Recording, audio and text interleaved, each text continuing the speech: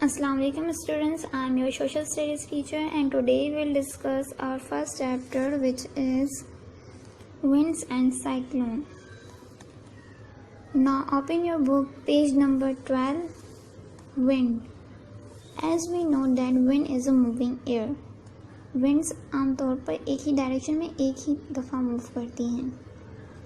But when winds spin in round in spirals, so they are called cyclones and anticyclone. And if we find the meaning of the word cyclone, which is simply means तूफान. Now cyclone कैसे cause होते हैं? When cyclone spin round in an anti-clockwise direction in northern hemisphere and clockwise direction in southern hemisphere. Look at this picture showing the map of the earth, northern hemisphere and southern hemisphere. Anti clockwise mean जैसे clock के needles या hands जो opposite direction में move कर सकते हैं, इसी तरह साइक्लोन में विंड की मूवमेंट एंटी क्लॉकवाइज होती है नॉर्थर्न हेमिस्फीयर में और क्लॉकवाइज होती है साउथर्न हेमिस्फीयर में. साइक्लोन मोस्टली ट्रॉपिकल सीजन्स में होते हैं बिकॉज सन की रेडिएशन डायरेक्टली अर्थ के ट्रॉपिक जोन पर पड़ती है. जैसे कि इस पिक्चर में नज़र आ रहा है, सन की रेडिएशंस डायरेक्टली ट्रॉपिक जोन पर पड़ रही हैं, जिसकी वजह से जो ट्रॉपिक जोन है वो ज़्यादा वार्म हो जाता है और अर्थ का एयर प्रेशर भी लो हो जाता है. Cyclone as compare to anti cyclone smaller होते हैं, बट जो विंड की स्पीड है वो ज़्यादा स्ट्रॉन्गर होती है साइक्लोन में. साइक्लोन जो है वो बहुत ज़्यादा डिस्ट्रक्शन कॉज करते हैं. जो अफेक्टेड एरियाज़ होते हैं उसमें बहुत ज़्यादा बारिशें होती हैं. साइक्लोन ज़्यादातर कोस्टल एरियाज़ में होते हैं. Now anti cyclone. In an anticyclone, the winds go round in an clockwise direction in the northern hemisphere and the opposite direction in the southern hemisphere.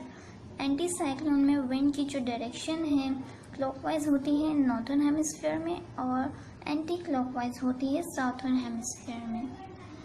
Anticyclone में अर्थ का जो एयर प्रेशर है वो high हो जाता है और वेदर कंडीशन जो है वो ना ज़्यादा वार्म होती है और ना ज़्यादा कोल्ड होता है और समटाइम्स ड्राई वेदर भी होता है. Now look at this picture of cyclone showing the direction of wind in northern hemisphere anti-clockwise and southern hemisphere clockwise, and the L symbol showing the earth pressure is low. Similarly in anticyclone northern hemisphere में wind जो है वो clockwise direction में move कर रही है और जो एच जो सिंबल है वो रिजेंबल कर रहा है हाई प्रेशर को. और साउथर्न हेमिस्फीयर में एंटी साइक्लोन्स में विंड की जो डायरेक्शन है वो एंटी क्लॉकवाइज है और जो एच है वो सिंबल शो कर रहा है हाई प्रेशर को. Now tornado. Tornado is also a kind of cyclone. Tornado is also called hurricane. Students, tornado के सिंपल मीनिंग समुद्री तूफान के हैं.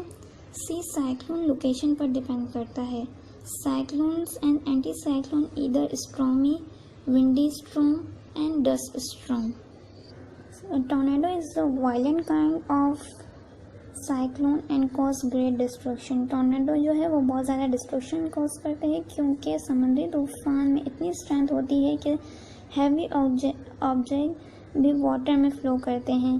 पाकिस्तान में टॉर्नेडो को आंधी भी कहते हैं अगर वो ओवर द लैंड हो और तूफान कहते हैं अगर वो ओवर द सी हो.